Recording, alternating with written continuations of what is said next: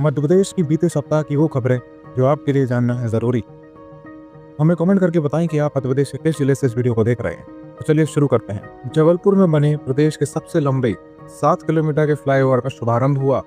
1232 करोड़ से निर्मित फ्लाईओवर में 300 मीटर लंबा cable stay bridge, 2 rotary, 3 arch bridge और फ्लाईओवर के नीचे बास्केटबॉल कोर्ट, ओपन जिम और बच्चों के लिए बना पार्क आकर्षण का केंद्र है। अब 40 मिनट का सफर मात्र 7 मिनट में। छिंदवाड़ा, पांडोरना और सावर गांव में पोला पर्व के दिन गोटमार मेला संपन्न हुआ। इसमें एक नदी के आर पार 2 पक्षों के बीच जमकर पत्थरबाजी होती है, जिसमें न सिर्फ सैकड़ों लोग घायल होते हैं बल्कि अभी तक कई लोगों की मौत भी हो चुकी है। खास बात यह है कि पत्थरबाजी के मेले में व्यवस्थाएं बनाने के लिए 600 से अधिक पुलिसकर्मी, 45 डॉक्टर, 200 स्वास्थ्य कर्मी और 15 एम्बुलेंस तैनात रहती हैं। केंद्रीय सड़क परिवहन व राजमार्ग मंत्री नितिन गडकरी ने मध्य प्रदेश में 15,000 करोड़ रुपए की लागत वाली नई राष्ट्रीय राजमार्ग परियोजनाओं की घोषणा की। इनमें 5500 करोड़ की लागत से एक टाइगर कॉरिडोर परियोजना भी शामिल है, जिसमें कान्हा, बांधवगढ़, पन्ना और पेंच को जोड़ा जाएगा। इससे जबलपुर से टाइगर रिजर्व तक 4 लेन की कनेक्टिविटी होगी। मध्य प्रदेश में पर्यटन को बढ़ावा मिलेगा और आर्थिक विकास होने में मदद होगी। इसके साथ ही CRIF के अंतर्गत आज 1500 करोड़ रुपए की लागत वाली परियोजनाओं की घोषणा भी हुई। इसके अलावा विशेष रूप से 15,000 करोड़ रुपए की लागत वाले और 255 किलोमीटर लंबाई के भोपाल जबलपुर नए ग्रीनफील्ड हाईवे की भी घोषणा की गई। 10,000 करोड़ की लागत वाले और 220 किलोमीटर लंबाई के लखनऊ सिवनी रायपुर 4 लेन हाई स्पीड कॉरिडोर की भी घोषणा की गई। इंदौर और भोपाल के लिए महत्वपूर्ण 12,000 करोड़ रुपए की लागत वाले और 107 किलोमीटर लंबाई के मार्ग की घोषणा की गई। मध्य प्रदेश लोक सेवा आयोग की असिस्टेंट प्रोफेसर भर्ती 2024 का पहला चरण 1 जून को हुआ, लेकिन रिजल्ट जारी नहीं हुए क्योंकि हाईकोर्ट ने 8 अप्रैल 2025 को इस मामले पर अंतरिम आदेश जारी किया। आदेश के कारण आयोग ने अंतिम परिणाम पर रोक लगा दिया है। हालांकि जानकार बताते हैं कि यह रोक मुख्यतः फाइनल अंतिम परिणाम पर प्रभावी मानी जाएगी और लिखित परीक्षा का अलग से रिजल्ट जारी किया जा सकता है। फिर भी आयोग ने चुप्पी बनाए रखी है और अगली सुनवाई की तारीख अनिश्चित है। मध्य प्रदेश लोक सेवा की राज्य सेवा मुख्य परीक्षा 2025 संदेह और बाधाओं की जद में है। जबलपुर हाईकोर्ट में इस मामले की पिछली सुनवाई 21 जुलाई 2025 को हुई थी और अगली सुनवाई 5 अगस्त के लिए रखी गई थी, लेकिन वह अब तक नहीं हुई है। कोर्ट की वेबसाइट पर भी अब तक कोई नई सूचीबद्धता नहीं दिख रही है, जिससे उम्मीदवारों की समस्याएं और बढ़ रही हैं। अगर सुनवाई अब 5 सितंबर को होती है और सब ठीक चलता है तब तो ठीक, नहीं तो अक्टूबर से पहले शेड्यूल संभव नहीं दिखता। प्रदेश के सरकारी स्कूलों में 10 साल से पढ़ा रहे 3 लाख से ज्यादा अतिथि शिक्षकों को इस बार भी नियुक्ति नहीं मिल पाई। विभाग में 70,000 पद खाली हैं, जबकि आवेदन 3 लाख से अधिक आए हैं। प्रदेश में सरकार ने 4608 स्कूलों को बड़े स्कूलों में मर्ज करने का निर्णय लिया था, क्योंकि वहां छात्र संख्या 20 से कम थी। सरकार का प्लान था कि मर्ज स्कूलों से सेवानिवृत्त करीब 5,000 शिक्षकों को ऐसे स्कूलों में भेजा जाएगा जहाँ शिक्षकों की कमी है। हालांकि राजनीतिक दांवपेच के चलते यह प्रक्रिया फिलहाल रुक गई है।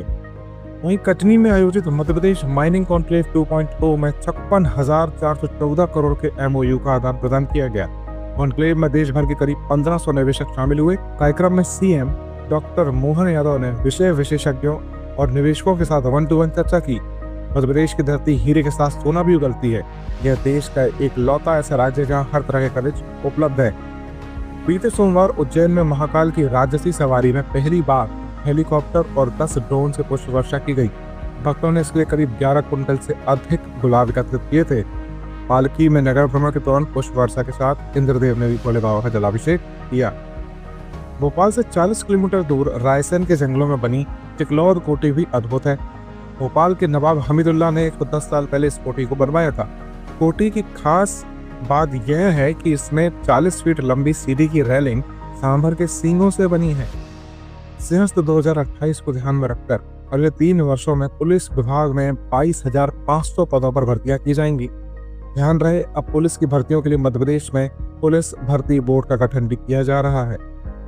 प्रदेश में सांस्कृतिक, साहित्यिक और सामाजिक गतिविधियों को बढ़ावा देने के उद्देश्य से 413 नगरीय निकायों में गीता भवनों की स्थापना की जाएगी। गीता भवनों को धार्मिक ग्रंथ, साहित्यिक पुस्तकों के साथ सर्वसुलभ वैचारिक अध्ययन केंद्र के रूप में स्थापित किया जाएगा। प्रदेश कैबिनेट में गांधी मेडिकल कॉलेज भोपाल में प्रदेश के पहले एंडोक्राइनोलॉजी विभाग की स्थापना को मंजूरी दी गई। इसमें डायबिटीज, ओबेसिटी, थायराइड जैसी बीमारियों के बेहतर इलाज, डायग्नोसिस और रिसर्च की सुविधा बढ़ जाएगी। प्रदेश के 30 से ज्यादा जिलों में किसान काले हिरण और नीलगाय से परेशान हैं। शाजापुर जिले में काले हिरणों की संख्या तेजी से बढ़ी है। यहाँ करीब 100 नीलगाय और 400 काले हिरण हैं। इनको पकड़ने के लिए सरकार ने दक्षिण अफ्रीकी टीम को और रॉबिन्सन हेलीकॉप्टर की मदद ली है। इन वन्य जीवों की घेराबंदी करके इन्हें एक बाड़े में रखा जाएगा। नरसिंहपुर के करेली में एक व्यापारी के साथ पुलिस द्वारा की गई मारपीट के बाद व्यापारियों ने ऐसी एकता दिखाई कि टीआई समेत 5 पुलिसकर्मियों को लाइन अटैच होना पड़ा। व्यापारी से मारपीट की घटना के बाद व्यापारियों ने बाजार को बंद रखा, जिससे शासन ने संज्ञान में लेकर पुलिस पर यह कार्रवाई की। इंदौर से कटनी जा रही अर्षा तिवारी ऐसी गायब हुई कि 14 दिन तक पुलिस की तलाशी में नानी याद आ गई और अंत में जब अर्षा तिवारी मिली तो पता चला वह शादी करने के बजाय सिविल जज बनना चाह रही थी। घर वालों ने शादी के लिए तंग किया तो मजबूर होकर उसे अपनी पहचान छुपाकर रहने का नाटक करना पड़ा। बहरहाल उसके इस बचकाने प्लान ने पुलिस की नाहक परेड करा दी। छिंदवाड़ा के तामिया में प्रसव पीड़ा से तड़पती महिला को लेकर निकले 108 एम्बुलेंस के ड्राइवर ने 50 किलोमीटर का सफर 3 घंटे में पूरा किया। गर्भवती एम्बुलेंस तड़पती रही, लेकिन ड्राइवर रास्ते भर न केवल अपने शौक पूरा करता रहा बल्कि एक जगह गाड़ी रोककर नींद भी ले ली। अंत में महिला को एम्बुलेंस में ही प्रसव हो गया। प्रकार की मध्य प्रदेश की वीकली न्यूज अपडेट के साथ बने रहिए हमारे चैनल द सम्राट के साथ और हमें सब्सक्राइब करना ना भूलें। धन्यवाद।